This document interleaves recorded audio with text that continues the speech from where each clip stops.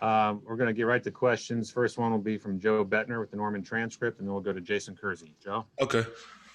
Hey Tyree, How you doing? I was wondering, just good man. I was just wondering, like with having some time to kind of reflect on this past season, what was the most challenging part for you guys as an offensive line? We've heard COVID's was just a bit of a struggle for every offensive line, but as you kind of reflect on it, what was the toughest part, and how do you hope to overcome that? I guess as you get into this next season.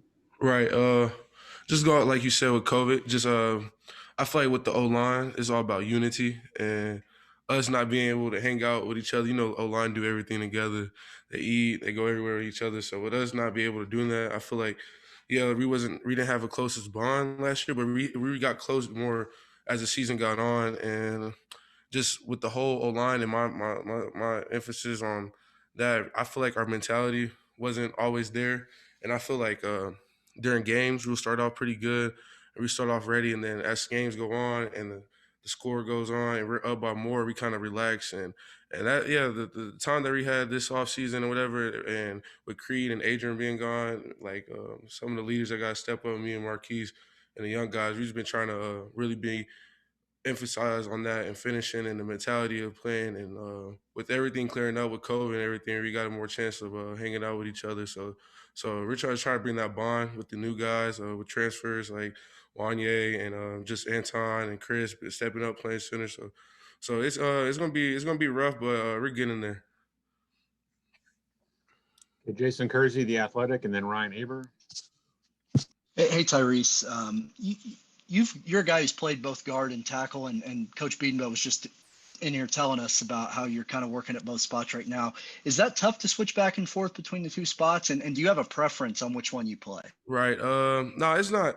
It's just different being a tackle, but was it 2 years ago? I played tackle in 2 games against Tech and Kansas, so I was familiar with it. And it is a struggle sometimes, but just me, I just got to put in more time and more effort into knowing the position better and just knowing the right techniques and stuff like that. But preferably, I don't really care what I play. I just want to help my team out at the end of the day. Thanks, man. Yes, sir. Ryan Aber of the Oklahoman, and then Eric Bailey. Yeah, Tyrese, good to talk to you again. Yes, sir. Coach Bedenbaugh also talked about some of the physical changes that you've made over the off season to get in a better spot for success. Mm-hmm. What's that process been like for you, and how have you seen it affect things on the field as you get back there this spring? Right. Just during this off season, I had a main focus is changing my body, cutting some weight, losing fat. So I just went in. I talked to Coach Wiley, and then I got in with our nutrition team, and they really guided me the way. And they set a little schedule that I had for when I could eat, and I just had to go in, put in more extra work and cardio. And I feel like with me putting my weight down, I feel like I can move a lot better, more like fluent, and I just feel light on my feet. So I feel like it's going to bring success for this upcoming season. I still have some more changes to do, but right now I'm in a very good spot for myself. Any big changes you had to make diet-wise, either giving up something you really like or having to eat something that you don't? Some oatmeal pies, zebra cakes, all that. I had to let that go. Appreciate it, Tyrese. Yes, sir. Okay, Eric Bailey with the Tulsa World, and then Kerry Murdoch. Hey, guys, thanks for your time today, man. Appreciate it. Yes, sir. Wanted to ask you, Creed's just been such an important leader to that offensive line. Who's going to step up and take that role? What are you seeing in terms of leadership develop on the offensive line? I mean, starting with me and Marquise, we being the older guys, and being there with Creed and Adrian and everyone else, and watching the other guys. So I feel like we have a taste of how it used to be, how the O-line should be from the Joe Moore winners. So we're just trying to emphasize that and just use the same strategy they used with the young guys when we came in. So with that being said, like Chris doing a good job, him playing the center, he's been more a vocal leader, and Anton's been more, even though he's young, he's been more a vocal leader. But I feel like it's good for everyone on the O-line to have a little spot where they lead at, because it just brings more chemistry and more success to the up front. Thanks a bunch. Have a good weekend, okay? Yes, sir. You too. Kerry Murdoch with Sooner Scoop, and then John Hoover. Tyrese, I feel like I should tell you, I'm older, I'm wiser, if you grew up on the zebra cakes and the oatmeal pies, that craving never goes away, no matter how Right. old you get. So you're going to be battling that for the rest of your life. I know. Hey, did you guys ever get to a point where things kind of felt normal last year? In just, or was there always kind of a phobia? And has any of that been lifted now that you come back for spring practice and you don't have to worry about not missing games and things like that right Right. now? No, yeah, definitely. Just with COVID, just being careful outside of football and everything. But I feel like towards the end of season, it kind of felt more normal as stuff went on, and we kind of got used to it. I'll say, and we just knew how to ways to like do better and whatever, and with the COVID situation and just other ways, find other ways, whether if it's on us getting on Zoom and meeting, or us just having a little Zoom conference meeting between the O-line to talk about something or about the game or practice, whatever.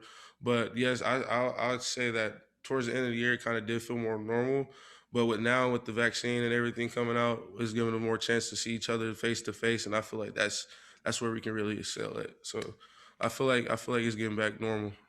Is there almost a sense of relief out there Yeah, practicing now? honestly, yeah, you don't have to worry about traces and getting COVID and everything and all these tests, and it's definitely a relief on us. Appreciate that, Tyrese. Yes, sir. Okay, John Hoover with SI Sooners and then Mason Young. Tyrese, I promise you, life is not as sweet without the zebra cakes, man.